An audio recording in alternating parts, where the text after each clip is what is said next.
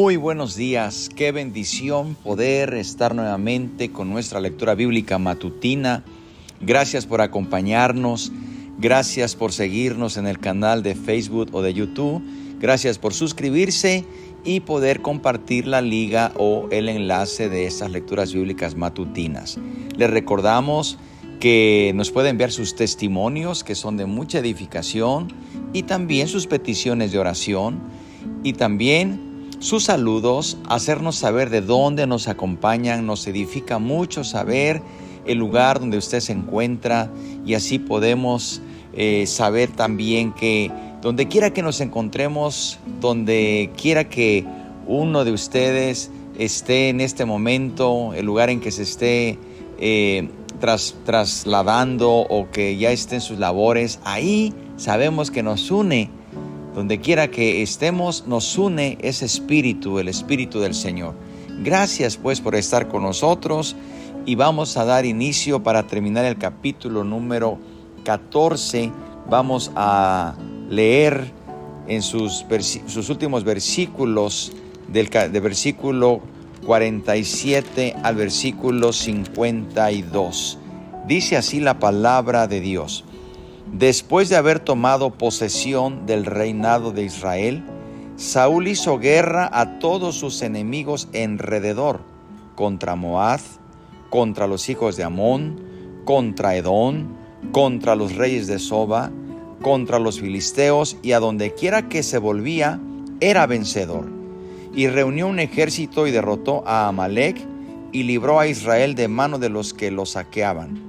Y los hijos de Saúl fueron Jonatán, Isui y Malquisúa, y los nombres de sus dos hijas eran el de la mayor Merab y el de la menor Mical. Y el nombre de la mujer de Saúl era Ahinoam, hija de Ahiamas, y el nombre del general de su ejército era Abner, hijo de Ner, tío de Saúl. Porque Cis, padre de Saúl, y Ner, padre de Abner, fueron hijos de Abiel. Hubo guerra encarnizada contra los filisteos todo el tiempo de Saúl, y todo el que Saúl veía que era hombre esforzado y apto para combatir, lo juntaba consigo. Hasta aquí termina el capítulo 14. Veamos algunas consideraciones de estos últimos versículos. Al parecer en estos versículos tenemos un sumario o un resumen de las actividades de Saúl y también de las personas que formaban su grupo cercano, su círculo cercano y también a su familia. Nos dice que en cuanto a su familia y las personas que le rodeaban, se nos dan los nombres de sus hijos y de sus hijas. También nos da el nombre de su mujer, así como el nombre del general en jefe del ejército, quien por cierto era primo hermano suyo. En el segundo libro de Samuel, cuando veamos el capítulo 21, versículo 8, se menciona otra mujer de Saúl, así como los hijos sabidos de ella. Sin duda Saúl tuvo otra mujer, aquí lo relata la Biblia, pero en este caso nos menciona el nombre de su mujer, que era Ahinoam. Pero bien, aquí solamente nos estamos dando cuenta que la palabra de Dios nos está poniendo en claro quién era Saúl, quién era su familia, y los podemos identificar al menos también por nombres. Naturalmente que al que más identificamos es a Jonatán por el papel que él jugaba, el papel que desempeñó, sobre todo un joven valiente, un joven de buen corazón que mantenía sus promesas que hacía. Ya veremos más adelante, sabemos la historia de cómo fueron grandes amigos con David. Aquí lo interesante es ver cómo, a pesar de todo, Saúl hizo grandes hazañas, hizo guerra con varios enemigos, los venció. Pero hay algo que nos deja aquí muy importante de notar, es que siempre tuvo guerra con los filisteos. Siempre. Los filisteos siempre fueron ese ejército, ese pueblo que le daba dolores de cabeza a Israel, hasta que apareció David. David finalmente, cuando veamos más adelante, finalmente puso el punto final con los filisteos, porque en el tiempo de Saúl, aun cuando los vencía, aun cuando pudo también derrotarlos, se nos dice que siempre tuvo una guerra encarnizada con los filisteos. Esto significa, queridos hermanos, que hay enemigos que siempre van a querer prevalecer, pero nosotros tenemos que levantarnos en el nombre de Jesucristo y vencer todo enemigo. No dejar que el enemigo se reorganice, que el enemigo vuelva y contraataque. ¿A qué me refiero? Porque vamos a ver más adelante que estos filisteos, aun cuando fueron vencidos por un momento, no se dejaron desaparecer, no se dejaron menguar, se reorganizaron, y veremos en aquella gran batalla cuando vienen los filisteos con su gran guerrero Goliat y amedrenta al ejército de Saúl y a todo el pueblo. Pero ahí aparece aquel joven valiente, David. Ahí aparece ese joven que siempre vamos a recordar como el hombre que Dios levantó en sustitución a Saúl. La Biblia es clara porque dice que hubo guerra encarnizada contra los filisteos en todo el tiempo de Saúl. En pocas palabras, Saúl venció a muchos enemigos, pero no pudo derrotar completamente a los filisteos. Y así sucede a veces en nuestra vida cristiana. Hemos vencido enemigos que batallan contra nosotros, y cuando me refiero a enemigos me refiero a aquellas cosas que batallan contra la carne, aquellas cosas que continuamente nos están presentando batalla, y hemos vencido algunos enemigos que se levantan contra nuestra naturaleza humana, pero siempre hay un enemigo ahí que quiere volver a reorganizarse y volver a contraatacar. Debemos identificarlo para que de una vez y por todas, en el nombre de Jesucristo, tomemos victoria absoluta y completa, porque todo lo podemos en Cristo que nos fortalece.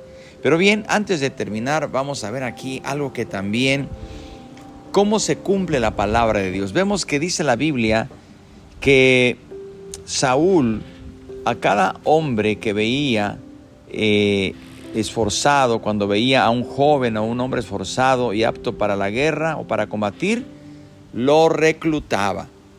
Así que si una familia tenía un joven fuerte, un varón que se veía apto para la guerra, Saúl lo reclutaba y lo traía al ejército para enviarlo a la guerra.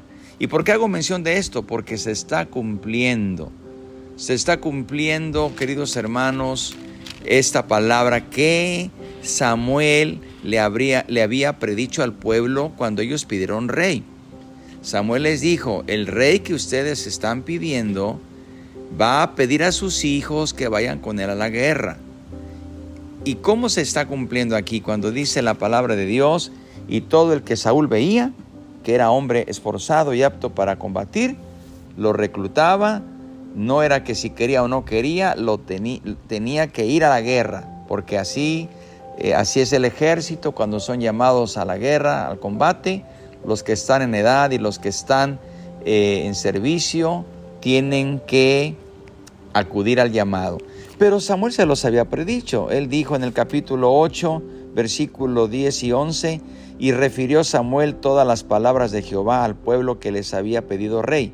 Dijo pues: así hará el rey que reinará sobre vosotros, tomará vuestros hijos y los pondrá en sus carros y en su gente de a caballo, para que corran delante de su carro.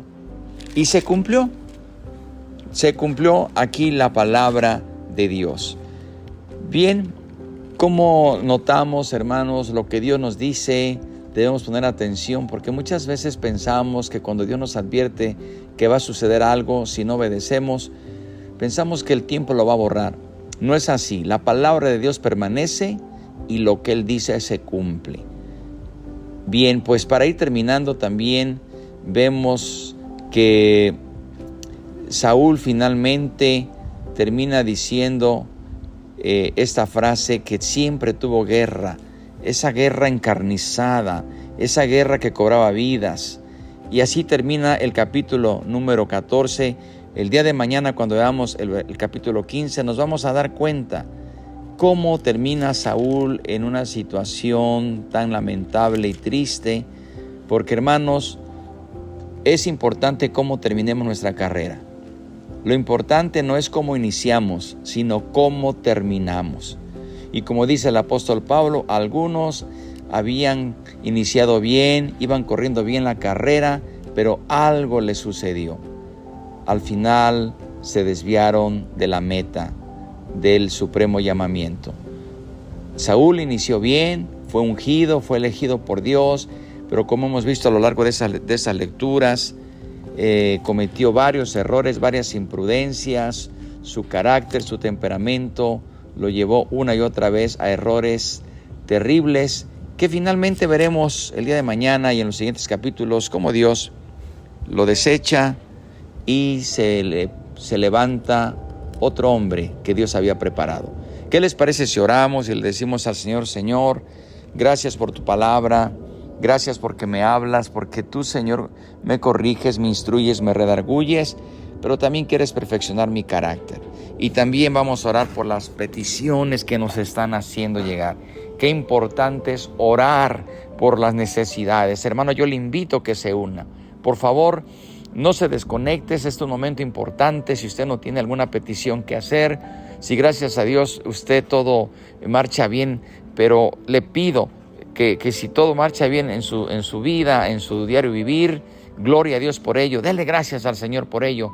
Pero dice la Biblia que lloremos con los que lloran y que también vamos a reír con los que ríen, nos vamos a gozar con los que se gozan, pero los que están pidiendo oración, nuestros hermanos, vamos a unirnos, vamos a clamar al Dios que todo lo puede, al Dios del cielo y de la tierra, al Todopoderoso, al que tiene en su mano el poder, al que dice la palabra y es hecho. Oremos y clamemos. Padre bendito, en esta mañana levantamos nuestras manos, te glorificamos y podemos ver cuán grandes son tus obras, Señor.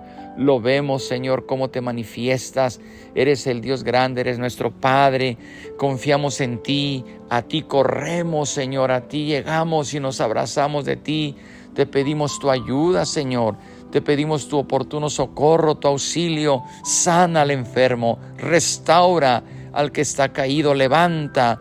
Señor, salva al que se ha extraviado. Señor, obra con poder.